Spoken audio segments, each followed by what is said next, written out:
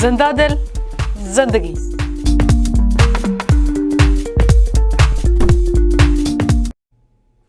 ਸਤਿ ਸ਼੍ਰੀ ਅਕਾਲ ਜੀ, ਮੈਂ ਰਣਦੀਪ ਸਿੰਘ ਲਾਈਫ ਕੋਚ। ਅੱਜ ਫਿਰ ਹਾਜ਼ਰ ਹਾਂ ਆਪਾਂ ਗੱਲਬਾਤ ਕਰਾਂਗੇ ਜ਼ਿੰਦਗੀ ਨੂੰ ਖੁਸ਼ਹਾਲ ਕਿਵੇਂ ਬਣਾਈਏ ਤੇ ਖੁਸ਼ ਕਿਵੇਂ ਰਹੀਏ। ਅਕਸਰ ਹਰ ਕਿਸੇ ਨੂੰ ਆਪਣੀ ਲਾਈਫ ਤੋਂ ਕੰਪਲੇਂਟ ਹੈ, ਹਰ ਕਿਸੇ ਨੂੰ ਉਸ ਆਦ ਸ਼ਕਤੀ ਪਰਮਾਤਮਾ ਸ੍ਰਿਸ਼ਟੀ ਦੇ ਰਚਨਹਾਰ ਤੋਂ ਕੰਪਲੇਂਟ ਹੈ ਵੀ ਉਹਨੇ ਮੇਰੀ ਜ਼ਿੰਦਗੀ ਨਹੀਂ ਵਧੀਆ ਬਣਾਈ ਹੈਗੀ, ਵੀ ਉਹਦੀ ਜ਼ਿੰਦਗੀ ਮੇਰੇ ਤੋਂ ਜ਼ਿਆਦਾ ਵਧੀਆ ਹੈ, ਵੀ ਮੈਨੂੰ ਦੁੱਖ ਦਿੰਦਾ ਪਿਆ ਉਹਨੂੰ ਸੁੱਖ ਕਿਉਂ ਦਿੰਦਾ ਜਦ ਕਿ ਉਹ ਬਹੁਤ ਮਾੜੇ ਕੰਮ ਵੀ ਕਰਦਾ ਹੈ ਤੇ ਮੈਂ ਤਾਂ ਕਦੇ ਮੈਂ ਕੀੜੀ ਵੀ ਨਹੀਂ ਮਾਰੀ ਫੇਰ ਵੀ ਮੈਨੂੰ ਦੁੱਖ ਦੇ ਰਿਹਾ ਉਹ। ਬਚਪਨ ਤੋਂ ਲੈ ਕੇ ਬੁਢਾਪੇ ਤੱਕ ਸਾਡੇ ਕੋਲ ਕੰਪਲੇਂਟ ਬਾਕਸ ਹੈ ਬਹੁਤ ਵੱਡਾ, ਜਿਹਦੇ ਵਿੱਚ ਇੰਨੀਆਂ ਕੰਪਲੇਂਟਸ ਹੈ ਵੀ ਸਾਨੂੰ ਵੀ ਨਹੀਂ ਪਤਾ ਅਸੀਂ ਕਿੰਨੀਆਂ ਕੰਪਲੇਂਟ ਰੋਜ਼ ਕਰਦੇ ਹਾਂ ਉਹਨੂੰ। ਪਰ ਕਦੇ ਵੀ ਅਸੀਂ ਥੋੜ੍ਹਾ ਜਿਹਾ ਧੀਰਜ ਧਰ ਕੇ ਸਕੂਨ ਨਾਲ ਇਹ ਚੀਜ਼ ਜਿਹੜਾ ਬ੍ਰਹਿਮੰਡ ਸ੍ਰਿਸ਼ਟੀ ਰਚੀ ਹੋਈ ਹੈ ਉਹਦੇ ਬਾਰੇ ਕਦੇ ਸੋਚਿਆ? ਕਦੇ ਵੀ ਨਹੀਂ ਸੋਚਦੇ, ਕਿਉਂਕਿ ਉਹ ਸਾਡਾ ਵਿਸ਼ਾ ਨਹੀਂ ਹੈਗਾ। ਅਸੀਂ ਇਹ ਸਮਝਦੇ ਹਾਂ ਸਾਡਾ ਵਿਸ਼ਾ, ਅਸੀਂ ਇਹ ਸਮਝਦੇ ਹਾਂ ਸਿਰਫ ਇਹ ਹੈ ਵੀ ਮੈਨੂੰ ਵਧੀਆ ਨੌਕਰੀ ਚਾਹੀਦੀ ਹੈ ਮੇਰੀ ਮਨਪਸੰਦ ਦੀ, ਮੈਨੂੰ ਲਾਈਫ ਸਟਾਈਲ ਚਾਹੀਦੀ ਹੈ ਮੇਰੀ ਮਨਪਸੰਦ ਦੀ, ਮੈਨੂੰ ਪਾਰਟਨਰ ਚਾਹੀਦਾ ਮੇਰੇ ਮਨਪਸੰਦ ਦਾ, ਮੈਨੂੰ ਮਾਂ ਪਿਓ ਵੀ ਉਹ ਚਾਹੀਦੇ ਜਿਹੜੇ ਮੇਰੀ ਗੱਲ ਸੁਣਨ, ਤੇ ਮੈਨੂੰ ਹਰ ਚੀਜ਼ ਮੈਨੂੰ, ਮੇਰੇ ਨਾਲ ਇੱਦਾਂ ਕਿਉਂ। ਕੰਪਲੇਂਟਸ ਹੈਗੀਆਂ ਨੇ ਨਾ। ਇੱਕ ਨਾ ਮੈਂ ਇੰਟਰਵਿਊ ਕਰੀ ਸੀ ਲਾਸਟ ਵਾਰੀ, ਤੇ ਉਹਦੇ ਵਿੱਚ ਨਾ ਇੱਕ ਚੀਜ਼ ਸੀਗੀ, ਮੈਨੂੰ ਕਿਸੇ ਦਾ ਫੋਨ ਆਇਆ ਤੇ ਉਹ ਕਹਿੰਦੇ ਜੀ ਮੇਰੀਆਂ 2 ਧੀਆਂ ਨੇ ਮੇਰੇ ਹੋਈਆਂ ਤੇ ਵਾਹਿਗੁਰੂ ਨੇ ਮੈਨੂੰ ਪੁੱਤ ਕਿਉਂ ਨਹੀਂ ਦਿੱਤਾ ਹੈਗਾ, ਵੀ ਮੈਂ ਉਹ ਤੋਂ ਬਹੁਤ ਨਾਰਾਜ਼ ਆ, ਵੀ ਉਹ ਫਰਕ ਰੱਖਦਾ ਵੀ ਮੇਰੀ ਜਠਾਣੀ ਕੋਲ ਪੁੱਤ ਹੈਗਾ ਤੇ ਮੇਰੇ ਕੋਲ ਨਹੀਂ ਹੈਗਾ। ਤੇ ਮੈਨੂੰ ਆਪਣੇ ਆਪ ਦੱਸੋ ਉਸ ਮੈਂ ਭੈਣ ਨੂੰ ਕੀ ਜਵਾਬ ਦਿੰਦਾ ਇਸ ਗੱਲ ਦਾ। ਸਾਨੂੰ ਪਤਾ ਅਸੀਂ ਐਕਚੁਅਲ ਸਾਡੀ ਨੇਚਰ ਕਿੱਦਾਂ ਦੀ ਹੈ, ਅਸੀਂ ਅਗਰ ਨਾ ਸ਼ੁਕਰਗੁਜ਼ਾਰ, ਸਾਡੀ ਜਿਹੜੀ ਨੇਚਰ ਬਣ ਚੁੱਕੀ ਹੈ, ਕਿਉਂਕਿ ਜਿਹੜੀ ਚੀਜ਼ ਸਾਨੂੰ ਮਿਲਦੀ ਹੈ ਉਹਦੀ ਕਦਰ ਨਹੀਂ, ਜਿਹੜੀ ਚੀਜ਼ ਨਹੀਂ ਹੈਗੀ ਉਹਦੇ ਲਈ ਥਾਂ ਉਮਰ ਅਸੀਂ ਭੱਜੇ ਫਿਰੀ ਜਾਂਦੇ ਹਾਂ ਤੇ ਸਾਰੀ ਆਪਣੀ ਐਨਰਜੀ, ਆਪਣਾ ਟਾਈਮ, ਆਪਣਾ ਜਿਹੜਾ ਵਾਈਬ੍ਰੇਸ਼ਨਸ ਨੇ ਉਹ ਇੱਕ ਚੀਜ਼ ਦੇ ਹੀ ਲਗਾ ਦਿੰਦੇ ਆ, ਪਰ ਉਮਰ ਦਿਨ ਬਾਏ ਦਿਨ ਵੱਧਦੀ ਜਾਂਦੀ ਹੈ। ਤਾਂ ਹੀ ਫਿਰ ਸਾਨੂੰ ਦੁੱਖ ਲੱਗਦਾ, ਜਦ ਕਿ ਦੁੱਖ ਤੇ ਸੁੱਖ ਕੋਈ ਚੀਜ਼ ਨਹੀਂ ਹੁੰਦੀ ਲਾਈਫ ਦੇ ਵਿੱਚ। ਇਹ ਮੰਨਣ ਦੀ ਗੱਲ ਹੈ। ਦੁੱਖ ਸੁੱਖ ਦੋਏ ਕੱਪੜੇ ਪਹਿਰੇ ਜਾਏ ਮਨੁੱਖ, ਇੱਕ ਲਾ ਲਿਆ ਤੇ ਇੱਕ ਪਾ ਲਿਆ, ਫੇਰ ਲਾ ਲਿਆ ਫੇਰ ਪਾ ਲਿਆ। ਅੱਜ ਬੰਦਾ ਖੁਸ਼ ਹੈ, ਕੱਲ੍ਹ ਨੂੰ ਮੂਡ ਆਫ ਹੈ, ਫੇਰ ਖੁਸ਼ ਹੈ, ਫੇਰ ਮੂਡ ਆਫ ਹੈ। ਤੇ ਇਹਨੂੰ ਤੁਸੀਂ ਕੀ ਕਹਿੰਦੇ ਹੋ? ਕੋਈ PhD ਵੀ ਕਰੀ ਹੋਈ ਹੈ ਕਿਸੇ ਨੇ, ਕੋਈ ਡਾਕਟਰੇਟ ਕਰੀ ਹੋਈ ਹੈ, ਕੋਈ ਡਾਕਟਰ ਹੈ, ਕੋਈ ਸਾਇੰਟਿਸਟ ਹੈ, ਕੋਈ ਕੁਛ ਹੈ, ਕੋਈ ਕੁਛ ਹੈ, ਉਹਨੇ ਆਪਣੀਆਂ ਪੜ੍ਹਾਈਆਂ ਕਰੀਆਂ ਹੋਈਆਂ ਨੇ, ਪਰ ਜਿਹੜੀ ਜ਼ਿੰਦਗੀ ਦੀ ਪੜ੍ਹਾਈ ਹੈ ਉਹਦੇ ਵਿੱਚ ਉਹ ਖੁਸ਼ ਨਹੀਂ ਹੈਗਾ। ਭਾਵੇਂ ਉਹਨੂੰ 2.5 ਲੱਖ ਰੁਪਇਆ ਮਹੀਨੇ ਦਾ ਪੈਕੇਜ ਮਿਲਦਾ ਪਿਆ, ਉਹ $10,000 ਮੰਥਲੀ ਕਮਾ ਰਿਹਾ ਹੈ, ਬਿਜ਼ਨਸ ਬਹੁਤ ਵੈਲ ਸੈਟਲਡ ਹੈ, ਪਰ ਉਹ ਫਿਰ ਵੀ ਖੁਸ਼ ਨਹੀਂ ਹੈਗਾ। ਉਹਨੂੰ ਕਿਤੇ ਨਾ ਕਿਤੇ ਕੰਪਲੇਂਟਸ ਰਹਿੰਦੀਆਂ ਨੇ। ਤੇ ਦੁਨੀਆ ਦੇ ਵਿੱਚ ਇੱਕੋ ਇੱਕ ਰਹਿਬਰ ਗੁਰੂ ਗ੍ਰੰਥ ਸਾਹਿਬ ਜੀ ਨੇ, ਜਿਹੜੇ ਨਾ ਬੰਦੇ ਦੇ ਜਿਹੜੇ ਮਨ ਦੀ ਗੱਲ ਕਰਦੇ ਨੇ। ਉਹ ਕਹਿੰਦੇ ਆ ਇਨਸਾਨ ਨੂੰ, ਉਹ ਕਹਿੰਦੇ ਆ ਵੀ ਤੂੰ ਇੰਨੇ ਚੱਕਰਾਂ 'ਚ ਕਿਉਂ ਪਿਆ ਹੈ? ਇਹ ਜਿਹੜੀਆਂ ਤੈਨੂੰ ਦੁੱਖ, ਤੈਨੂੰ ਸੁੱਖ, ਕੁਛ ਵੀ ਜੋ ਪ੍ਰਾਪਤ ਹੋ ਰਿਹਾ ਲਾਈਫ ਦੇ ਵਿੱਚ, ਇਹ ਤਾਂ ਤੇਰੀ ਪਰਾਲਬਧ ਹੈ, ਇਹ ਤਾਂ ਤੈਨੂੰ ਮਿਲਣੇ ਹੀ ਸੀ, ਪਰ ਤੂੰ ਉਹ ਚੀਜ਼ਾਂ ਨੂੰ ਲੈ ਕਿਵੇਂ ਰਿਹਾ? ਮਨ ਤੂੰ ਜੋਤ ਸਰੂਪ ਹੈ, ਆਪਣਾ ਮੂਲ ਪਛਾਣ, ਹਰ ਜਿਉ ਤੇਰੇ ਨਾਲ ਹੈ, ਹਰ ਜਿਉ ਤੇਰੇ ਨਾਲ ਹੈ। ਉਹ ਮਨ, ਇਹ ਜਿਹੜਾ ਸਾਡਾ ਮਨ ਹੈ, ਸਬਕੌਂਸ਼ੀਅਸ ਮਾਈਂਡ ਹੈ, ਸਾਡਾ ਥੋਟ ਪ੍ਰੋਸੈਸ ਹੈ। ਮੈਂ ਰੱਬ ਦਾ ਨਾਮ ਨਹੀਂ ਲੈਂਦਾ, ਅੱਜ ਵਰਡ ਰੱਬ ਨਹੀਂ ਯੂਜ਼ ਕਰਾਂਗਾ। ਸਾਡਾ ਜਿਹੜਾ ਥੋਟ ਪ੍ਰੋਸੈਸ ਹੈ, ਸਬਕੌਂਸ਼ੀਅਸ ਮਾਈਂਡ ਹੈ, ਉਹ ਕਾਸਮਿਕ ਐਨਰਜੀ ਹੈ, ਜਿਹੜੀ ਕਿ ਇਹ ਸਮਝਦੀ ਹੈ ਵੀ ਸਾਰਾ ਕੁਛ ਮੈਂ ਹੀ ਕਰ ਰਿਹਾ, ਇਹ ਰਣਦੀਪ ਸਿੰਘ ਹੀ ਸਾਰਾ ਕੁਛ ਕਰੂਗਾ। ਇਹ ਸਰੀਰ ਦੀ ਕਿੰਨੀ ਕੁ ਸਮਰੱਥਾ ਹੈ, ਕਿੰਨੇ ਕੁ ਬੰਦਿਆਂ ਨਾਲ ਇਹ ਲੜ ਲੂਗਾ ਜਦੋਂ ਇਹ ਆਪਣੇ ਆਪ ਨੂੰ ਇਕੱਲਾ ਸਮਝੂਗਾ। ਪਰ ਜਦੋਂ ਪਰਮਾਤਮਾ ਉਹ ਐਨਰਜੀ ਨਾਲ ਜੁੜ ਜਾਂਦੀ ਹੈ ਨਾ, ਫਿਰ ਇਹ ਕਹਿੰਦੇ ਨੇ 1.25 ਲੱਖ ਸੇ ਏਕ ਲੜਾਊਂ, ਤਬੇ ਗੋਬਿੰਦ ਸਿੰਘ ਨਾਮ ਕਹਾਊਂ। ਉਹ ਜਿਹੜਾ ਗੁਰੂ ਗੋਬਿੰਦ ਸਿੰਘ ਨੇ ਇੱਕ ਨੂੰ 1.25 ਲੱਖ ਨਾਲ ਲੜਾਉਣਾ ਸੀ, ਉਹ ਲੜਾਉਣਾ ਕਿਵੇਂ ਸੀਗਾ? ਉਹ ਲੜਾਉਣਾ ਇਦਾਂ ਸੀ, ਉਹਦੇ ਅੰਦਰ ਪਹਿਲਾਂ ਜਜ਼ਬਾ ਪੈਦਾ ਕਰਨਾ ਸੀ, ਤੂੰ ਫਲਾਣਾ ਨਹੀਂ ਹੈਗਾ, ਤੂੰ ਜੋਤ ਹੈ। ਤੇ ਜੋਤ ਨੇ ਫਿਰ ਆਪਣੇ ਅਨੁਸਾਰ ਆਪਣੀ ਪਾਵਰ ਨੂੰ ਜਦੋਂ ਉਹਨੇ ਰਿਅਲਾਈਜ਼ ਕਰਨਾ ਸੀ ਵੀ ਮੈਂ ਤਾਂ ਬਹੁਤ ਪਾਵਰਫੁਲ ਹਾਂ, ਤੇ ਫਿਰ ਹੀ ਉਹਨੇ 1.25 ਲੱਖ ਨਾਲ ਲੜਨਾ ਸੀਗਾ। ਜਦੋਂ ਉਹ ਮਦਹੋਸ਼ ਹੈ ਦੁਨਿਆਵੀ ਚੱਕਰਾਂ ਦੇ ਵਿੱਚ, ਆਪਣੀ ਜਿਹੜੇ ਡੋਲਿਆਂ ਦੇ ਦਮ ਦੀ ਗੱਲ ਕਰਦਾ ਪਿਆ ਵੀ ਮੈਂ ਤਾਂ 4 ਬੰਦਿਆਂ ਨੂੰ ਢਾਹ ਸਕਦਾ ਵੱਧ ਤੋਂ ਵੱਧ। ਉਹ ਕਿਉਂ? ਉਹ ਇਹ ਸਮਝਦਾ ਵੀ ਮੈਂ ਰਣਦੀਪ ਸਿੰਘ, ਮੇਰੇ ਡੋਲੇ, ਮੇਰੇ ਜਿਮ ਜਾਣ ਨਾਲ ਮੈਂ 4 ਜਾਂ 10 ਬੰਦਿਆਂ ਨੂੰ ਢਾਹ ਲੂੰਗਾ। ਪਰ ਗੁਰੂ ਗੋਬਿੰਦ ਸਿੰਘ ਕਹਿੰਦੇ ਤੂੰ ਆ ਨਹੀਂ ਹੈਗਾ, ਤੂੰ ਜੋਤ ਹੈ। ਇਹ ਜੋਤ ਹੀ ਹੈ ਜਿਹੜੀ ਲੱਖਾਂ ਨੂੰ, ਹਜ਼ਾਰਾਂ ਨੂੰ, ਕਰੋੜਾਂ ਨੂੰ ਜਿਹੜੇ ਬਦਲਾਵ ਲੈ ਕੇ ਆਉਂਦੀ ਹੈ। ਇੱਕ ਜੋਤ ਕਰੋੜਾਂ 'ਚ ਬਦਲਾਵ ਲੈ ਆਉਂਦੀ ਹੈ। ਉਹ ਫਿਰ ਕੌਣ ਬੋਲਦਾ? ਉਹ ਕੌਣ ਕਰਦਾ ਕੰਮ? ਇਹ ਜੋਤ। ਜਿਹੜੀ ਗੁਰੂ ਗ੍ਰੰਥ ਸਾਹਿਬ ਜੀ ਦੀ ਫਿਲਾਸਫੀ ਹੈ ਨਾ, ਉਹ ਮੈਂ ਤਾਂ ਕਹਿੰਦਾ ਵੀ ਸਹੀ ਢੰਗ ਨਾਲ ਇੰਪਲੀਮੈਂਟ ਨਹੀਂ ਹੋ ਰਹੀ ਜਦ ਕਿ ਬੇਸਿਕਸ ਚਾਹੀਦੇ ਸੀਗੇ ਸਕੂਲ ਲੈਵਲ ਤੋਂ। ਜਿਹੜਾ ਇੱਕ ਸਬਜੈਕਟ ਹੁੰਦਾ, ਮੈਥ ਹੈ, ਸਾਇੰਸ ਹੈ, ਪੋਲੀਟੀਕਲ ਸਾਇੰਸ ਹੈ, ਹਿਸਟਰੀ ਹੈ, ਇਹ ਛੋਟੀ ਏਜ ਤੋਂ ਸ਼ੁਰੂ ਕਰ ਦੇਣਾ ਆਪਾਂ। ਤੇ ਜਿਹੜੀ ਬਾਣੀ ਦੀ ਜਿਹੜੀ ਫਿਲਾਸਫੀ ਹੈ, ਜਿਹੜੀ ਉਹਨਾਂ ਦੀ ਜਿਹੜਾ ਨੌਲੇਜ ਹੈ, ਇਹ ਕਦੋਂ ਜਾ ਕੇ ਸ਼ੁਰੂ ਹੁੰਦੀ ਹੈ? ਇਹ ਜਦੋਂ ਉਦੋਂ ਸ਼ੁਰੂ ਹੁੰਦੀ ਜੇ ਵਿਆਹ ਹੋ ਜਾਂਦਾ ਹੈ, ਸਮਝ ਨਹੀਂ ਆਉਂਦੀ ਲਾਈਫ ਨੂੰ ਹੈਂਡਲ ਕਿੱਦਾਂ ਕਰਨਾ ਹੈ, ਤੇ ਪ੍ਰੋਬਲਮਸ ਆ ਗਈਆਂ। ਫਿਰ ਭਾਈ ਬਾਬਾ ਜੀ ਕਹਿੰਦੇ ਆ ਜੀ ਤੁਸੀਂ 2-2 ਪਾਠ ਸੁਖਮਣੀ ਸਾਹਿਬ ਦੇ ਕਰਿਆ ਕਰੋ, ਸਵੇਰੇ ਅੰਮ੍ਰਿਤ ਵੇਲੇ ਉੱਠੋ, 25 ਪਾਠ ਜਪਜੀ ਸਾਹਿਬ ਦੇ ਕਰੋ, ਦੇਖੋ ਤੁਹਾਡੀ ਸਾਰੀਆਂ ਪ੍ਰੋਬਲਮਾਂ ਸੋਲਵ ਹੋ ਜਾਣਗੀਆਂ। ਇੱਦਾਂ ਹੀ ਹੈ ਨਾ। ਪਰ ਮੈਨੂੰ ਇੱਕ ਚੀਜ਼ ਦੱਸੋ, ਗੁਰੂ ਨਾਨਕ ਸਾਹਿਬ, ਗੁਰੂ ਨਾਨਕ ਦੇਵ ਜੀ ਰਹਿਬਰ, ਉਹਨਾਂ ਨੇ ਜਦੋਂ ਇਹ ਬਾਣੀ ਲਿਖੀ ਸੀ, ਇਹ ਲਿਟਰੇਚਰ ਜਦੋਂ ਸਾਰਾ ਗੁਰੂ ਗ੍ਰੰਥ ਸਾਹਿਬ ਜਦੋਂ ਮੈਂ ਪੂਰਾ ਰਿਸਰਚ ਕਰਦੇ ਹਾਂ, ਆਪਾਂ ਸਟੱਡੀ ਕਰਦੇ ਹਾਂ, ਉਹਨਾਂ ਨੇ ਇਸ ਮਕਸਦ ਨਾਲ ਤਾਂ ਲਿਖੀ ਨਹੀਂ ਸੀਗੀ ਵੀ ਸਵੇਰੇ 4 ਵਜੇ ਉੱਠੋ ਤੇ 25 ਪਾਠ ਕਰੋ। ਤੇ 25 ਪਾਠ ਵੀ ਤੁਸੀਂ ਕਰਦੇ ਹੋ 2.5 ਘੰਟੇ ਜਾਂ 2 ਘੰਟੇ ਦੇ ਵਿੱਚ, ਤੇ ਉਹਦੀ ਸਪੀਡ ਕਿੰਨੀ ਜ਼ਿਆਦਾ ਹੈ। ਸੋਚਿਆ ਸੋਚ ਨਾ ਹੋਵੇ ਜੇ ਸੋਚੀ ਲਖਵਾਰ, ਚੁੱਪੇ ਚੁੱਪ ਨਾ ਹੋਵੇ ਜਲਾਏ ਰਹਾ ਅਵਤਾਰ, ਭੁੱਖਿਆ ਭੁੱਖ ਨਾ ਉਤਰੀ ਜੇ ਬੰਨਾ ਭੁਰੀਆਂ ਪਾਸ, ਸਹਿ ਸਿਆਣਪ ਲੱਖ ਹੋਏ ਤਾਂ ਇੱਕ ਨਾ ਚੱਲੇ ਨਾਲ, ਕਿ ਸਚਿਆਰਾ ਹੋਈ ਹੈ ਕਿ ਕੂੜਾ ਟੁੱਟੇ ਪਾਲ, ਹੁਕਮ ਰਜਾਈ ਚੱਲਣਾ ਨਾਨਕ ਲਿਖਿਆ ਨਾਲ, ਹੁਕਮੀ ਹੋਵਨ ਆਕਾਰ, ਹੁਕਮ ਨਾ ਕਹੇ ਆ ਜਾਏ, ਹੁਕਮੀ ਹੋਵਨ ਜੀ ਹੁਕਮ ਮਿਲੇ ਵਡਿਆਈ। ਹਾਲੇ ਵੀ ਮੈਂ ਸਲੋ ਹਾਂ, ਤੇ ਮੈਂ ਜੇ ਪੜ੍ਹਦਾ ਤਾਂ ਮੈਨੂੰ ਅਰਥ ਸਮਝ ਆਉਂਦੇ ਆ ਕਿਉਂਕਿ ਮੈਂ ਸਲੋ ਪੜ੍ਹੇ ਹੋਏ ਨੇ। ਪਰ ਇੰਨੀ ਤੇਜ਼ ਪੜ੍ਹਨ ਦੇ ਨਾਲ ਜੇ ਤੁਹਾਡੇ ਨਹੀਂ ਪੱਲੇ ਪੈ ਰਿਹਾ ਤੇ ਤੁਸੀਂ 25 ਵਾਰ ਇਹਨੂੰ ਪੜ੍ਹ ਲਓ। 25 ਵਾਰ ਸੋਚਿਆ ਸੋਚ ਨਾ ਹੋਵੇ ਜੇ ਸੋਚੀ ਲੱਖ ਵਾਰ, ਸੋਚਿਆ ਸੋਚ ਨਾ ਹੋਵੇ ਜੇ ਸੋਚੀ ਲੱਖ ਵਾਰ, ਸੋਚਿਆ ਸੋਚ ਨਾ ਹੋਵੇ ਜੇ ਸੋਚੀ ਲੱਖ ਵਾਰ, ਸੋਚਿਆ ਸੋਚ ਨਾ ਹੋਵੇ ਜੇ ਸੋਚੀ ਲੱਖ ਵਾਰ। ਇਹਦੇ ਅਰਥ ਪਤਾ ਹੈ? ਇਹਦਾ ਮੀਨਿੰਗ ਪਤਾ ਇਹਦਾ ਕੀ ਹੈ? ਨਹੀਂ ਪਤਾ ਮੀਨਿੰਗ। ਜਦੋਂ ਮੀਨਿੰਗ ਹੀ ਨਹੀਂ ਪਤਾ ਤੇ ਤੁਸੀਂ ਕਿਵੇਂ ਕਹਿ ਦੋਗੇ ਵੀ ਅਸੀਂ ਤਾਂ 25 ਪਾਠ ਕਰਦੇ, ਸਾਨੂੰ ਤਾਂ ਨੌਲੇਜ ਬਹੁਤ ਹੋ ਗਈ। ਕਿਉਂਕਿ ਮੈਂ ਇੱਕ ਚੀਜ਼ ਐਨਾਲਾਈਜ਼ ਕਰੀ ਹੈ ਪਿਛਲੇ 15 ਸਾਲ ਦੇ ਆਪਣੇ ਇਸ ਕੈਰੀਅਰ ਦੇ ਵਿੱਚ, ਕਾਉਂਸਲਿੰਗ ਦੇ ਵਿੱਚ। ਜਿਹੜਾ ਇਨਸਾਨ ਸੁਖਮਣੀ ਸਾਹਿਬ ਦੀ ਬਾਣੀ ਨੂੰ ਬਿਲਕੁਲ ਆਰਾਮ ਨਾਲ, ਰਿਲੈਕਸ ਮੋਡ ਦੇ ਵਿੱਚ ਤੇ ਐਨਾਲਾਈਜ਼ ਤੇ ਅੰਡਰਸਟੈਂਡ ਕਰਕੇ ਪੜ੍ਹਦਾ, ਉਹ ਬ੍ਰਹਮ ਗਿਆਨ ਦੀ ਅਵਸਥਾ 'ਚ ਜਾਂਦਾ। ਤੇ ਉਰੇ ਤਾਂ ਬਹੁਤ ਪਾਠ ਕਰਨ ਵਾਲੇ ਨੇ, ਉਹ ਤਾਂ ਬ੍ਰਹਮ ਗਿਆਨੀ ਬਣ ਹੀ ਨਹੀਂ ਪਾ ਰਹੇ। ਉਹਨਾਂ ਤੋਂ ਤਾਂ ਇੱਕ ਆਦਤ ਵੀ ਛੱਡੀ ਨਹੀਂ ਜਾ ਰਹੀ, ਉਹ ਕਿਹੜੀ? ਚੁਗਲੀ ਦੀ, ਨਿੰਦਿਆ ਦੀ। ਬ੍ਰਹਮ ਗਿਆਨ ਤਾਂ ਬਹੁਤ ਦੂਰ ਦੀ ਗੱਲ ਹੈ। ਬ੍ਰਹਮ ਗਿਆਨ ਦਾ ਮਤਲਬ ਹੈ ਪੂਰੇ ਕ੍ਰੀਏਟਰ ਦਾ ਰਾਜ਼ ਪਤਾ ਕਰਨਾ, ਸ੍ਰਿਸ਼ਟੀ ਦੇ ਰਚਨਹਾਰ ਨੂੰ ਜਾਣਨਾ। ਇਹ ਬ੍ਰਹਮ ਗਿਆਨ ਹੈ।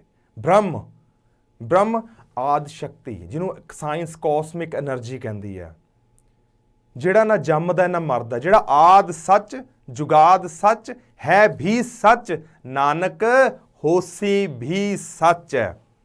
ਉਹ ਬ੍ਰਹਮ ਗਿਆਨ ਹੈ। ਤੇ ਫਿਰ ਕਿਹੜਾ ਜ਼ੋਰ ਲਾਈ ਜਾਂਦੇ ਆ, ਰੌਲਾ ਪਾਇਆ ਪਿਆ ਇੰਨਾ, ਪੜ੍ਹੋ ਜੀ ਪੜ੍ਹੋ, ਸਵੇਰੇ ਅੰਮ੍ਰਿਤ ਵੇਲੇ ਆਸਾ ਦੀ ਵਾਰ ਕਰੋ, ਅੰਮ੍ਰਿਤ ਵੇਲੇ ਸੁਖਮਣੀ ਸਾਹਿਬ ਕਰੋ, ਅੰਮ੍ਰਿਤ ਵੇਲੇ ਜਪ 5 ਬਾਣੀਆਂ ਕਰੋ, ਅੰਮ੍ਰਿਤ ਵੇਲੇ ਹੀ ਬ੍ਰਹਮ ਕਵਚ ਕਰੋ, ਅੰਮ੍ਰਿਤ ਵੇਲੇ ਹੀ ਚੰਡੀ ਦੀ ਵਾਰ ਪੜ੍ਹੋ। ਹੁਣ ਅੰਮ੍ਰਿਤ ਵੇਲਾ ਹੈ ਕਿੰਨਾ ਕੁ ਹੈ? ਤੇ ਉਹਦੇ ਵਿੱਚ ਸਾਰਾ ਕੁਝ ਹੋ ਜਾਊਗਾ? ਨਹੀਂ ਹੁੰਦਾ। ਕੋਈ ਠੀਕ ਹੈ, ਮੈਨੂੰ ਮੇਰਾ ਸ਼ੋਅ ਦੇਖ ਕੇ ਜਾਂ ਮੇਰੀ ਇਹ ਗੱਲਾਂ ਸੁਣ ਕੇ ਬਹੁਤ ਲੋਕੀ ਮੈਨੂੰ ਗਾਲਾਂ ਵੀ ਕੱਢਦੇ ਹੋਣੇ ਆ, ਤੇ ਮੈਂ ਪ੍ਰੈਕਟੀਕਲ ਗੱਲ ਕਰਦਾ ਪਿਆ ਕਿਉਂਕਿ ਮੈਂ ਕੱਟੜ ਨਹੀਂ ਹੈਗਾ। ਮੈਂ ਗੁਰੂ ਨਾਨਕ ਨੂੰ ਸਮਝਦਾ ਪਿਆ, ਉਹਦੀ ਫਿਲਾਸਫੀ ਨੂੰ ਸਮਝਦਾ ਪਿਆ। ਜੇ ਤੁਸੀਂ ਖੁਸ਼ਹਾਲ ਰਹਿਣਾ ਜ਼ਿੰਦਗੀ ਦੇ ਵਿੱਚ, ਤੇ ਇਹ ਬਾਣੀ ਨੂੰ, ਗੁਰੂ ਗ੍ਰੰਥ ਸਾਹਿਬ ਜੀ ਦੀ ਨੂੰ ਐਦਾਂ ਪੜ੍ਹੋ ਵੀ ਜਿਵੇਂ ਤੁਸੀਂ ਡਾਕਟਰੀਏਟ ਦੀ ਪੜ੍ਹਾਈ ਪੜ੍ਹਦੇ ਪਏ ਹੋ। ਵੀ ਉੱਪਰੋਂ ਪੜ੍ਹ ਕੇ ਤੁਸੀਂ ਪੇਪਰ ਨਹੀਂ ਦੇ ਸਕਦੇ ਹੈਗੇ, ਤੁਹਾਨੂੰ ਡਿਟੇਲ ਰਿਸਰਚ 'ਚ ਜਾਣਾ ਪੈਣਾ, ਤਾਂ ਹੀ ਤੁਹਾਨੂੰ ਪਤਾ ਲੱਗੂ ਅਸਲੀ ਕਨਸੈਪਟ ਕੀ ਹੈ। ਤੁਸੀਂ 14 ਸਾਲਾਂ ਦੀ ਏਜ ਤੋਂ ਸ਼ੁਰੂ ਹੋ ਜਾਂਦੇ ਆ ਕੰਪਲੇਂਟਸ ਕਰਨੀਆਂ, ਤੇ ਥਾਂ ਉਮਰ 70 ਸਾਲ ਦੀ ਏਜ ਤੱਕ ਕੰਪਲੇਂਟਸ ਚੱਲਦੀਆਂ ਹੀ ਰਹਿੰਦੀਆਂ ਨੇ। ਤੇ ਇਹਦਾ ਮਤਲਬ ਪ੍ਰੋਬਲਮ ਕਿੱਥੇ ਆ ਫਿਰ? ਕਿਉਂਕਿ ਜਿਹੜਾ ਕਰਤਾ ਹੈ ਉਹ 'ਚ ਤਾਂ ਕੋਈ ਕਮੀ ਨਹੀਂ ਹੈਗੀ, ਉਹ ਤਾਂ ਸਮਰੱਥ ਹੈ, ਉਹ 'ਚ ਕੋਈ ਰਾਈ ਜਿੰਨੀ ਵੀ ਉਹ 'ਚ ਸ਼ੰਕਾ ਨਹੀਂ ਕੋਈ ਕਰ ਸਕਦਾ ਹੈਗਾ, ਕਿਉਂਕਿ ਉਹ ਤਾਂ ਪੂਰਾ, ਉਹ ਪੂਰੇ ਕਾ ਕੀਆ ਸਭ ਪੂਰਾ।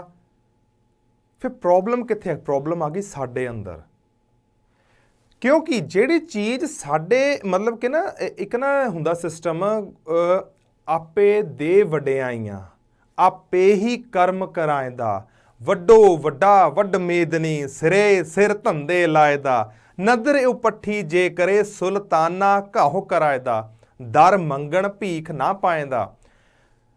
ਗੁਰੂ ਨਾਨਕ ਦੇਵ ਜੀ ਹੁਣ ਇਹ ਲਿਟਰੇਚਰ ਦੇ ਵਿੱਚ ਇਹ ਬਾਣੀ 'ਚ ਕੀ ਸਮਝਾਉਂਦੇ? ਉਹ ਕਹਿੰਦੇ ਆ ਉਹ ਆਪੇ ਵਡਿਆਈਆਂ ਦਵਾਉਂਦਾ ਹੈ। ਵਡਿਆਈਆਂ ਉਹਨੇ ਕਿਵੇਂ ਦਵਾਉਣੀਆਂ?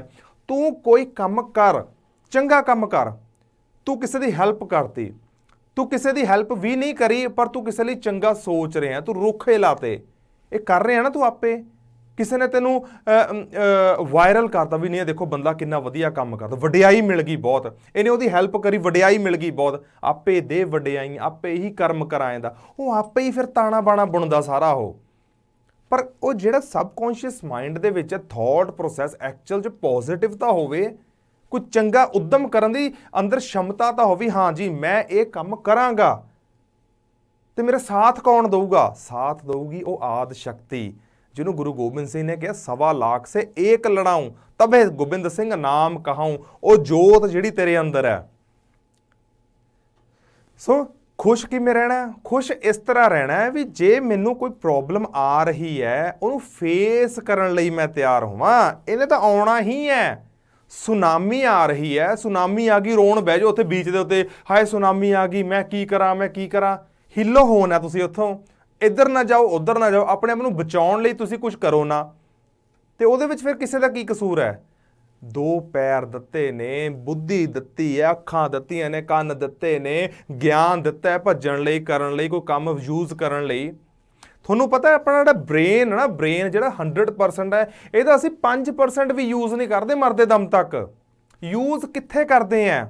ਮੇਰੀ ਜਠਾਣੀ ਦਾ ਮੁੰਡਾ, ਮੇਰੀ ਜਠਾਣੀ, ਮੇਰੀ ਦਰਾਣੀ, ਅੱਛਾ ਉਹਨੂੰ ਇੰਨਾ ਹਿੱਸਾ ਮਿਲ ਜਾਣਾ, ਫਲਾਣੇ ਨੂੰ ਇੰਨਾ ਹਿੱਸਾ ਮਿਲ ਜਾਣਾ।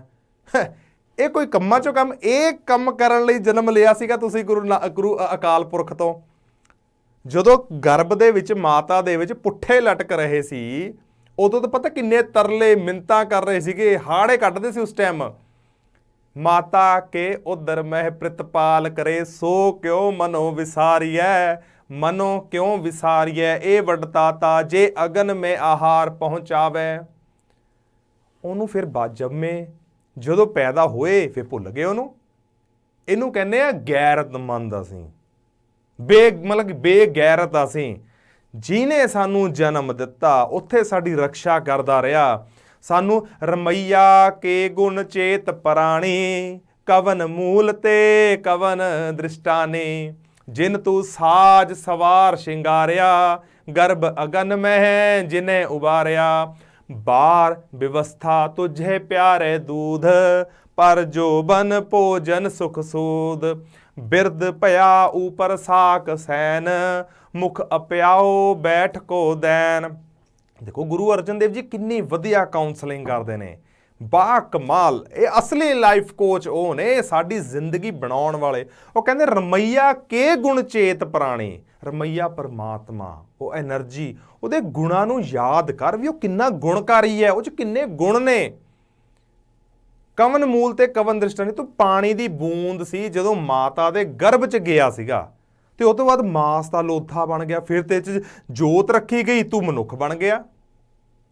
ਹੈ ਕਿ ਨਹੀਂ ਇੱਦਾਂ? ਕਵਨ ਮੂਲ ਤੇ ਕਵਨ ਦ੍ਰਿਸ਼ਟਾਨੀ, ਜਿਨ ਤੂੰ ਸਾਜ ਸਵਾਰ ਸ਼ਿੰਗਾਰਿਆ, ਸਾਜਿਆ ਸਵਾਰਿਆ, ਫਿਰ ਸ਼ਿੰਗਾਰ ਦਿੱਤਾ। ਸੋਹਣੀਆਂ ਅੱਖਾਂ, ਬੁੱਲ, ਕੰਨ, ਚਿਹਰਾ, ਰੰਗ ਰੂਪ ਇੰਨਾ ਖੂਬਸੂਰਤ, ਵਾਲ, ਫਿਰ ਸਰੀਰ ਦੀ ਬਣਤਰ।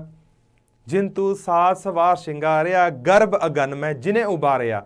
ਜਿਹੜੀ ਗਰਭ ਦੇ ਵਿੱਚ ਅਗਨੀ, ਹੁਣ ਤੁਹਾਨੂੰ ਭੱਠੀ ਚੱਲਦੀ ਹੈ, ਭੱਠੀ ਦੇ ਵਿੱਚ ਪੁੱਠਾ ਲਟਕਾਇਆ ਹੋਵੇ, ਅੱਗ ਥੱਲੇ ਮੱਚਦੀ ਹੋਵੇ ਤੇ ਤੁਹਾਨੂੰ ਅੱਗ ਨਾ ਲੱਗੇ, ਸ਼ਕਤੀ ਇਹੋ ਜਿਹੀ ਵਾਪਰ ਰਹੀ ਹੋਵੇ, ਤੇ ਤੁਸੀਂ ਸ਼ੁਕਰਗੁਜ਼ਾਰ ਨਹੀਂ ਹੋਵੋਗੇ? ਸ਼ੁਕਰ ਹੈ ਭਾਈ ਸਾਹਿਬ ਤੁਸੀਂ ਸਾਨੂੰ ਬਚਾ ਲਿਆ, ਇਸ ਤਾਂ ਅੱਗ ਨਾਲ ਫੁੱਕ ਜਾਣਾ ਸੀਗਾ।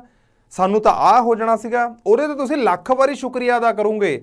ਪਰ ਜਿਹੜਾ ਬਾਰ-ਬਾਰ ਗੁਰੂ ਸਾਹਿਬ ਕਹੀ ਜਾਂਦੇ ਆ ਗੁਰਬਾਣੀ ਦੇ ਵਿੱਚ, ਉਹ ਤੈਨੂੰ ਗਰਭ ਦੀ ਅਗਨੀ ਤੋਂ ਬਚਾ ਕੇ ਰੱਖਿਆ ਹੋਇਆ ਉਹਨੇ। ਉੱਥੇ ਕਿਵੇਂ ਬਚਿਆ ਸੀ? ਕਿਉਂਕਿ ਉਹ ਤੇਰੀ ਸੁਰਤੀ ਉਹਦੇ ਨਾਲ ਸੀਗੀ। ਗਰਭ ਅਗਨ ਮੈਂ ਜਿਹਨੇ ਉਬਾਰਿਆ, ਬਾਰ ਵਿਵਸਥਾ ਤੁਝੇ ਪਿਆਰੇ ਦੂਧ। ਬਾਲ ਅਵਸਥਾ 'ਚ ਜਦ ਸੀਗਾ, ਮਾਂ ਦੇ ਥਣ ਤੋਂ ਦੁੱਧ ਚੁੰਗਦਾ ਸੀ, ਉਦੋਂ ਦੰਦ ਨਹੀਂ ਉਹਨੇ ਦਿੱਤੇ। ਦੰਦ ਆਉਣਗੇ, ਦੰਦੀ ਵੱਢੀ ਜਾਓ ਤੂੰ, ਕਿਉਂਕਿ ਛੋਟੇ ਬੱਚੇ ਦੀ ਬੁੱਧੀ ਨਹੀਂ ਇਦਾਂ ਦੀ ਹੈਗੀ। ਫਿਰ ਤੁਸੀਂ ਉਹਦੇ ਵਿੱਚ ਦੋਸ਼ ਲਾਉਂਦੇ ਹੋ ਵੀ ਉਹਨੇ ਮੇਰੇ ਨਾਲ ਗਲਤ ਕਰਿਆ, ਜਿਹੜਾ ਤਾਂ ਰਾਈ ਮਤਲਬ ਕਿ ਪਲ ਪਲ ਤੇ ਤੁਹਾਡੀ ਮਦਦ ਕਰਦਾ ਹੈ, ਪਲ ਪਲ ਤੇ ਤੁਹਾਨੂੰ ਸੰਭਾਲਦਾ ਹੈ, ਪਲ ਪਲ ਤੇ ਤੁਹਾਨੂੰ ਗਾਈਡ ਕਰਦਾ ਹੈ। ਪਰ ਸਮਝ ਤਾਂ ਉਹਦੀ ਤਾਂ ਆਵੇ ਜੇ ਅਸੀਂ ਉਹਦੇ ਬਾਰੇ ਸਮਝੀਏ ਥੋੜਾ ਜਿਹਾ। ਪਰ ਜੋ ਬਨ ਭੋਜਨ ਸੁਖ ਸੂਦ, ਬਿਰਧ ਭਇਆ ਊਪਰ ਸਾਕ ਸੈਨ। ਹੁਣ ਬੁੜਾ ਹੋ ਗਿਆ, ਬਜ਼ੁਰਗ ਹੋ ਗਿਆ, ਰਿਸ਼ਤੇਦਾਰ ਆ ਗਏ, ਬੱਚੇ ਹੋ ਗਏ, ਸਾਕ ਸੰਬੰਧੀ ਹੋ ਗਏ, ਹਾਲ ਚਾਲ ਪੁੱਛਣ ਆਉਂਦੇ ਆ। ਇਹ ਵੀ ਕਿਰਪਾ ਹੀ ਆ, ਹਾਲ ਚਾਲ ਪੁੱਛਣ ਆਉਂਦੇ ਆ। ਨਹੀਂ ਤਾਂ ਕਈ ਬਜ਼ੁਰਗ ਪਏ ਦੇ ਪਏ ਹੀ ਰਹਿ ਜਾਂਦੇ ਆ, ਕੋਈ ਪੁੱਛਦਾ ਨਹੀਂ, ਪਾਣੀ ਨਹੀਂ ਪੁੱਛਦਾ, ਦਵਾਈ ਨਹੀਂ ਪੁੱਛਦਾ। ਉਹ ਵਿਚਾਰਾ ਪਿਆ ਪਿਆ ਮੰਜੇ ਦੇ ਉੱਤੇ ਉੱਥੇ ਹੀ ਸਵਾਸ ਤਿਆਗ ਦਿੰਦਾ, ਉੱਥੇ ਹੀ ਮਲ ਮੂਤਰ ਕਰ ਦਿੰਦਾ ਹੈ ਨਾ ਗੱਲ ਇਹੀ। ਬਿਰਧ ਪਿਆ ਊਪਰ ਸਾਕ ਸੈਨ, ਮੁਖ ਅਪਿਆਓ ਬੈਠ ਕੋ ਦਿਨ। ਬੈਠੇ ਬਿਠਾਏ ਨੂੰ ਤੇਰੇ ਮੂੰਹ 'ਚ ਬੁਰਕੀਆਂ ਤੋੜ ਕੇ ਪਾਉਂਦੇ ਆ ਤੇਰੇ ਪੁੱਤ, ਤੇਰੇ ਪੋਤੇ ਪੋਤੀਆਂ ਤੇਰੀ ਕੇਅਰ ਕਰਦੇ ਆ, ਤੈਨੂੰ ਪਾਣੀ ਲਿਆ ਕੇ ਦਿੰਦੇ ਆ, ਤੈਨੂੰ ਫਲ ਦਿੰਦੇ ਆ ਕਿ ਦਾਦਾ ਜੀ ਕੀ ਚਾਹੀਦਾ, ਦਾਦੀ ਕੀ ਚਾਹੀਦਾ, ਤੁਹਾਨੂੰ ਦੱਸੋ ਕੀ ਪੀਣਾ, ਮਾਤਾ ਜੀ ਕੀ ਲੈਣਾ, ਤੁਸੀਂ ਪੁੱਛਦੇ ਆ ਨਾ। ਬਹੁਤ ਕੇਅਰ ਕਰਨ ਵਾਲੇ ਵੀ ਹੈਗੇ ਆ। ਜਦੋਂ ਤੁਹਾਨੂੰ ਇਹ ਬਿਮਾਰ ਹੀ ਲੱਗੇ ਸੀ ਫੇਰ ਦੋਸ਼ ਦਿੰਦੇ ਆ। ਪਰ ਤੁਸੀਂ ਇਹ ਦੇਖੋ ਨਾ, ਜਦੋਂ ਤੁਸੀਂ ਬੈੱਡ ਤੇ ਪਏ ਹੋ, ਅਪਾਹਿਜ ਹੋ, ਕੋਈ ਕਾਰਜ ਨਹੀਂ ਕਰਦੇ, ਪਰ ਤੁਹਾਨੂੰ ਸਪੋਰਟ ਕਰਨ ਵਾਲੇ ਬਹੁਤ ਨੇ, ਤੁਹਾਡੀ ਹੈਲਪ ਕਰਨ ਵਾਲੇ ਬਹੁਤ, ਇਹ ਵੀ ਤਾਂ ਕਿਰਪਾ ਹੀ ਹੈ। ਫਿਰ ਮੁਖ ਅਪਿਆਓ ਬੈਠ ਕੋ ਦੇਨ, ਇਹ ਨਿਰਗੁਣ ਗੁਣ ਕਛੂ ਨਾ ਬੂਝੇ, ਬਖਸ਼ ਲਿਓ ਤੋ ਨਾਨਕ ਸੀਜੇ। ਫੇਰ ਗੁਰੂ ਅਰਜਨ ਦੇਵ ਜੀ ਕਹਿੰਦੇ ਇਹ ਨਿਰਗੁਣ, ਮੈਂ ਨਿਰਗੁਣ ਆ, ਮੈਂ ਤੇਰੇ ਗੁਣਾਂ ਨੂੰ ਜਾਣ ਹੀ ਨਹੀਂ ਪਾਇਆ। ਵੀ ਤਾਂ ਇੰਨੇ ਗੁਣ ਤੇਰੇ ਅੰਦਰ, ਤੂੰ ਇੰਨੀ ਮੇਰੀ ਕੇਅਰ ਕਰਦਾ, ਤੂੰ ਇੰਨਾ ਮੈਨੂੰ ਪਿਆਰ ਕਰਦਾ। ਜਦੋਂ ਇਹ ਗੱਲਾਂ ਸਮਝ ਆਉਣ ਲੱਗ ਗਈਆਂ ਨਾ, ਤੇ ਤੁਹਾਨੂੰ ਦੁਖੀ ਹੋਣਾ ਹੀ ਨਹੀਂ ਕਿਸੇ ਗੱਲ ਤੋਂ। ਕਿਉਂ ਦੁੱਖ ਹੋਣਾ? ਮੈਨੂੰ ਇੰਨੇ ਲੋਕ, ਅੱਧੇ ਲੋਕ ਤਾਂ ਇਸ ਗੱਲ ਤੋਂ ਫੋਨ ਕਰਦੇ, ਸਾਨੂੰ ਡਿਪਰੈਸ਼ਨ ਹੈ, ਸਾਡਾ ਕੰਮ ਕਰਨ ਨੂੰ ਜੀ ਨਹੀਂ ਕਰਦਾ, ਸਾਡਾ ਉੱਠਣ ਨੂੰ ਜੀ ਨਹੀਂ ਕਰਦਾ। ਇਹਨੂੰ ਡਿਪਰੈਸ਼ਨ ਨਹੀਂ ਕਹਿੰਦੇ ਹੈਗੇ, ਇਹਨੂੰ ਆਲਸਪੁਣਾ ਕਹਿੰਦੇ ਆ। ਆਲਸੀ ਹੋ ਜਾਂਦੇ ਆ, ਐਕਸਕਿਊਜ਼ਿਸ ਲੱਭਦੇ ਨਵੇਂ ਤੋਂ ਨਵੇਂ, ਵੀ ਹੋਰ ਮੈਨੂੰ ਕੰਮ ਬੱਚਾ, ਮੈਂ ਕਿਵੇਂ ਕੰਮ ਕਰਨ ਤੋਂ, ਮੈਂ ਉਹਨੂੰ ਵੀ ਰੋਟੀ ਉੱਠ ਕੇ ਬਣਾਉਣੀ ਪੈਣੀ ਹੈ, ਦੇਣੀ ਪੈਣੀ ਹੈ। ਜਦ ਕਿ ਦੇਖੋ ਜ਼ਿੰਦਗੀ ਦਾ ਦਸਤੂਰ ਹੈ ਵੀ ਜਦੋਂ ਜਨਮ ਲਿਆ ਜ਼ਿੰਮੇਵਾਰੀਆਂ ਆਉਂਦੀਆਂ ਬਹੁਤ ਸਿਰ 'ਤੇ। ਜੇ ਤੁਸੀਂ ਗਏ, ਹੁਣ ਦੇਖੋ ਇੱਕ ਮੰਤਰੀ ਹੈ, ਇਲੈਕਸ਼ਨਾਂ 'ਚ ਖੜਾ ਹੋਇਆ, ਕਿੰਨੀਆਂ ਜ਼ਿੰਮੇਵਾਰੀਆਂ, ਉਹਦੇ ਪੂਰੇ ਪ੍ਰਦੇਸ਼ ਦੀ ਜ਼ਿੰਮੇਵਾਰੀ ਉਹਦੇ ਸਿਰ 'ਤੇ ਹੈ। ਪਰ ਜਦੋਂ ਉਹ ਜ਼ਿੰਮੇਵਾਰੀਆਂ ਨਹੀਂ ਨਿਭਾਉਂਦਾ, ਹਰ ਕੋਈ ਉਹਨੂੰ ਗਾਲਾਂ ਕੱਢਦਾ, ਦੋਸ਼ ਦਿੰਦਾ ਵੀ ਚੰਗਾ ਨਹੀਂ ਹੈ, ਮਾੜਾ ਹੈ, ਮਾੜਾ ਹੈ, ਮਾੜਾ ਹੈ। ਸੇਮ ਵੇ ਹੈ ਡਿਪਰੈਸ਼ਨ ਵਾਲੇ ਬੰਦਿਆਂ ਨਾਲ, ਵੀ ਤੁਹਾਡੇ ਜਦੋਂ ਤੁਸੀਂ ਜਨਮ ਲੈ ਲਿਆ, ਤੁਹਾਡੇ ਉੱਤੇ ਜ਼ਿੰਮੇਵਾਰੀਆਂ ਪੈ ਗਈਆਂ। ਤੁਹਾਨੂੰ ਜ਼ਿੰਮੇਵਾਰੀਆਂ ਨੂੰ ਸਮਝਣਾ ਚਾਹੀਦਾ ਹੈ, ਨਾ ਕਿ ਤੁਹਾਨੂੰ ਕੰਪਲੇਂਟਾਂ ਕਰਨੀਆਂ ਚਾਹੀਦੀਆਂ ਵੀ ਮੇਰੇ ਨਾਲ ਆਹ ਕਿਉਂ ਹੋ ਗਿਆ, ਮੇਰੇ ਨਾਲ ਉਹ ਕਿਉਂ ਹੋਇਆ। ਤੇ ਕਦੋਂ ਤੱਕ ਕਰਦੇ ਰਹੋਗੇ, ਕਦੋਂ ਤੱਕ ਕਰਦੇ ਰਹੋਗੇ? ਚਲੋ ਆਪਾਂ ਥੋੜਾ ਹੋਰ ਅੱਗੇ ਚੱਲਦੇ ਹਾਂ। ਬੱਚਾ ਵਿਗੜ ਗਿਆ, ਖਰਾਬ ਹੋ ਗਿਆ, ਬਿਮਾਰੀ ਲੱਗ ਗਈ, ਕੋਈ ਜਵਾਨ ਪੁੱਤ ਹੈ, ਉਹਦਾ ਕੋਈ ਇਲਾਜ ਨਹੀਂ ਹੋ ਰਿਹਾ। ਦੁਨੀਆ ਮੇਰੇ ਕੋਲ ਇੱਦਾਂ ਦੇ ਵੀ ਪੇਸ਼ੈਂਟਸ ਆਉਂਦੇ ਨੇ ਜਿਨ੍ਹਾਂ ਦੇ ਬੱਚੇ ਬਹੁਤ ਬਿਮਾਰ ਨੇ ਤੇ ਕਈ ਸਾਲਾਂ ਤੋਂ ਦਵਾਈਆਂ ਖਾ ਰਹੇ ਨੇ। ਤੇ ਲੋਕੀ ਕਹਿੰਦੇ ਵੀ ਕਿਰਪਾ ਕੀ ਹੁੰਦੀ ਆ? ਹੁਣ ਮੈਂ ਤੁਹਾਨੂੰ ਦੱਸਦਾ ਕਿਰਪਾ ਕੀ ਹੁੰਦੀ ਆ। ਜਿਸ ਕੀ ਬਸਤ ਤਿਸ ਆਗੈ ਰਾਖੈ, ਪ੍ਰਭ ਕੀ ਆਗਿਆ ਮਾਨੈ ਮਾਥੈ, ਉਸ ਤੇ ਚੌਗੁਣ ਕਰੇ ਨਿਹਾਲ, ਨਾਨਕ ਸਾਹਿਬ ਸਦਾ ਦਿਆਲ। ਹੁਣ ਜਦੋਂ ਕੋਈ ਬੱਚਾ ਘਰ ਦੇ ਵਿੱਚ ਬਿਮਾਰ ਹੋ ਜਾਵੇ, ਐਸੀਆਂ ਬਿਮਾਰੀਆਂ ਲੱਗ ਜਾਣ ਵੀ ਜਿਨ੍ਹਾਂ ਦਾ ਇਲਾਜ ਹੀ ਨਹੀਂ ਹੈਗਾ ਮੈਡੀਕਲ ਸਾਇੰਸ ਦੇ ਵਿੱਚ, ਫੇਰ ਕੀ ਕਰਨਾ? ਫਿਰ ਉਹ ਅਰਦਾਸ ਕਰਨੀ ਹੈ। ਅਰਦਾਸ ਸਿਖਾਈ ਹੈ ਗੁਰੂ ਅਰਜਨ ਦੇਵ ਜੀ ਨੇ ਸਾਨੂੰ ਸੁਖਮਣੀ ਸਾਹਿਬ ਦੇ ਵਿੱਚ। ਇਹ ਤੂੰ ਕਹਿੰਦੇ ਨਾ ਅਰਦਾਸ ਦਾ ਕੀ ਮਤਲਬ ਹੈ, ਬਾਣੀ ਪੜ੍ਹ ਕੇ ਕੀ ਹੋਣਾ ਹੈ? ਬਾਣੀ ਪੜ੍ਹੋਗੇ, ਲਿਟਰੇਚਰ ਪੜ੍ਹੋਗੇ, ਫਿਰ ਪਤਾ, ਇਹ ਦਿਮਾਗ ਕਟਕ ਦੇ ਕਣ ਖੋਲਣਾ, ਫਿਰ ਢੱਕਣ ਚੱਕਿਆ ਜਾਣਾ ਜਾਂ ਨਾ, ਦੋ ਫੇਰ ਪਤਾ ਲੱਗਣਾ ਤਾਂ ਖਜ਼ਾਨਾ ਹੀ ਬਹੁਤ ਪਿਆ ਇਹਦੇ ਅੰਦਰ। ਉਹ ਕਹਿੰਦੇ ਆ ਵਾਹਿਗੁਰੂ ਤੂੰ ਮੈਨੂੰ ਪੁੱਤਰ ਦੀ ਦਾਤ ਦਿੱਤੀ, ਤੂੰ ਜਿਹੜੀ ਮੈਨੂੰ ਇਹ ਦਾਤ ਦਿੱਤੀ ਸੀ ਵਾਹਿਗੁਰੂ, ਇਹ ਦਾਤ ਨਾ ਬਿਮਾਰ ਹੋ ਗਈ, ਇਹ ਖਰਾਬ ਹੋ ਗਈ, ਮੇਰੇ ਤੋਂ ਸਾਂਭ ਸੰਭਾਲ ਨਹੀਂ ਹੋਈ, ਤੇ ਇਹ ਠੀਕ ਨਹੀਂ ਹੈਗਾ ਵਾਹਿਗੁਰੂ। ਆਹ ਥੋੜੀ ਦਾਤ ਹੈ ਸੱਚੇ ਪਾਤਸ਼ਾਹ, ਇਹਨੂੰ ਠੀਕ ਕਰੋ। ਹੁਣ ਇਹੀ ਦਾਤ ਵਾਪਸ ਉਹਦੇ ਮੂਹਰੇ ਸਰੈਂਡਰ ਕਰਨੀ ਹੈ ਪਰਮਾਤਮਾ ਅੱਗੇ, ਅਕਾਲ ਪੁਰਖ ਅੱਗੇ, ਭਾਵਨਾ ਰਾਹੀਂ। ਵਾਹਿਗੁਰੂ ਇਹਨਾਂ ਨੂੰ ਤੁਸੀਂ ਠੀਕ ਕਰੋ। ਜਦੋਂ ਤੁਸੀਂ ਇਹ ਭਾਵਨਾ ਲੈ ਕੇ ਅਰਦਾਸ ਕਰਨੀ ਹੈ ਨਾ, ਉਸ ਤੇ ਚੌਗੁਣ ਕਰੇ ਨਿਹਾਲ। ਨਿਹਾਲ ਦਾ ਮਤਲਬ ਹੈ ਕਿਰਪਾ ਕਰਨੀ, 4 ਗੁਣਾ ਕਿਰਪਾ ਕਰੋ। ਤੇ ਕੀ ਉਹ ਠੀਕ ਨਹੀਂ ਕਰੂ? ਫਿਰ ਤੁਹਾਡਾ ਮਨ ਹੋ ਸਕਦਾ ਨਹੀਂ ਉਹ ਕਰੂ, ਮੈਂ 100% ਡੰਕੇ ਦੀ ਚੋਟ ਤੇ ਗੱਲ ਕਹਿਣਾ, 100% ਉਹ ਠੀਕ ਹੋਊਗਾ। ਦੇਖੋ ਹਰ ਚੀਜ਼ ਦਾ ਇੱਕ ਤਰੀਕਾ ਹੁੰਦਾ, ਇੱਕ ਲੌਜਿਕ ਹੁੰਦਾ, ਇੱਕ ਭਾਵਨਾ ਬਣਾਉਣ ਦਾ ਵੀ ਇੱਕ ਤਰੀਕਾ ਹੁੰਦਾ। ਬਹੁਤ ਇੱਦਾਂ ਦੇ, ਦੇਖੋ ਸਾਰੇ ਕੇਸ ਡਿਸਕਸ ਨਹੀਂ ਕਰ ਸਕਦਾ ਮੈਂ ਲਾਈਵ ਹੋ ਕੇ, ਪਰ ਮੈਂ ਇੱਕ ਚੀਜ਼ ਕਹਿਣਾ ਹੈ, ਕੈਂਸਰ ਪੇਸ਼ੈਂਟ ਵੀ ਇਸ ਚੀਜ਼ ਦਾ ਤਰੀਕਿਆਂ ਨਾਲ ਠੀਕ ਹੁੰਦੇ ਦੇਖੇ ਆ ਮੈਂ। ਐਸੇ ਬੱਚੇ ਵੀ ਠੀਕ ਹੁੰਦੇ ਦੇਖੇ ਨੇ ਜਿਨ੍ਹਾਂ ਨੂੰ ਡਾਕਟਰਾਂ ਨੇ ਲਿਖ ਕੇ ਦਿੱਤਾ ਸੀ ਵੀ ਇਹ ਦਿਮਾਗੀ ਤੌਰ ਤੇ ਕਦੇ ਸਹੀ ਨਹੀਂ ਹੋ ਸਕਦੇ ਹੈਗੇ। ਉਹ ਬਾਹਰੋਂ ਕਹਿ ਸਕਦੇ ਆ, ਪਰ ਜਿਹੜੀ ਜੋਤ ਹੈ ਅੰਦਰ, ਉਹਦੇ ਬਾਰੇ ਜੇ ਪਤਾ ਹੋਊਗਾ ਸਾਨੂੰ, ਤਾਂ ਹੀ ਅਸੀਂ ਉਹਦਾ ਇਲਾਜ ਕਰਾ ਸਕਦੇ ਹਾਂ।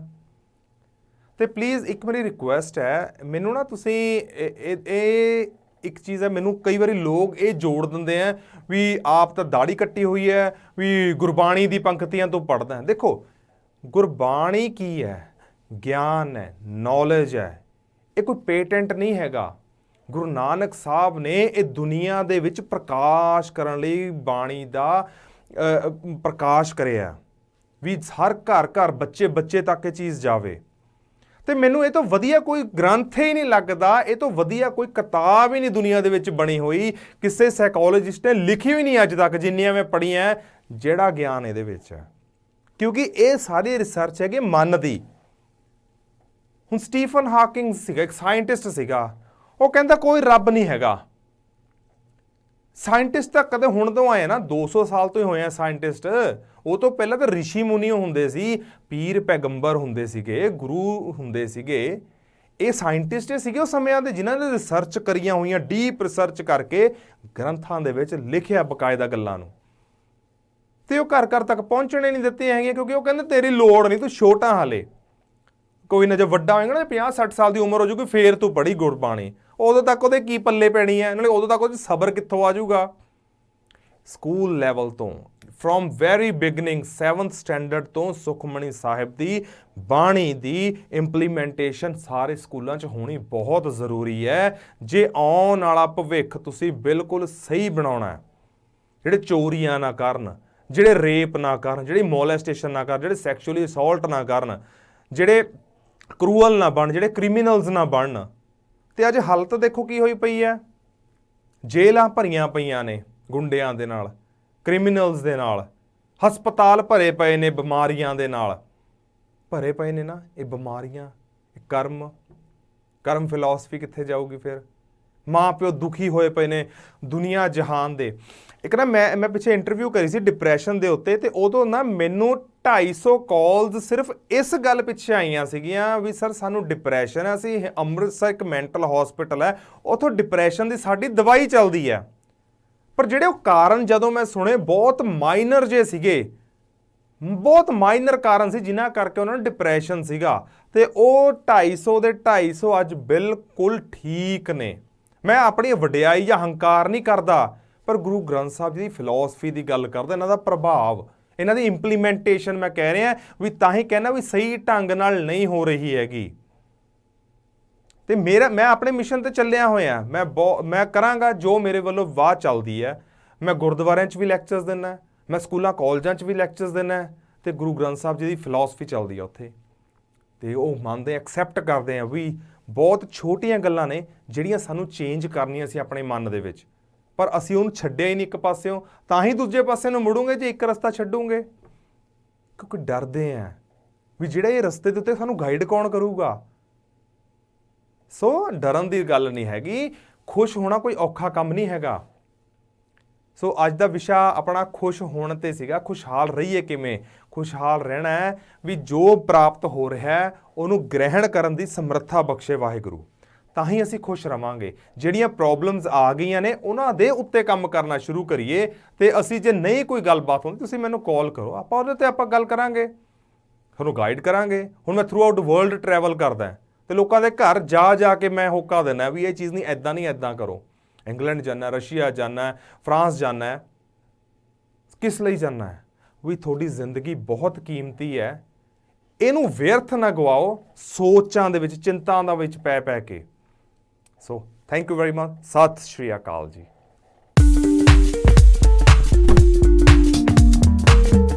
जिंदा दिल जिंदगी।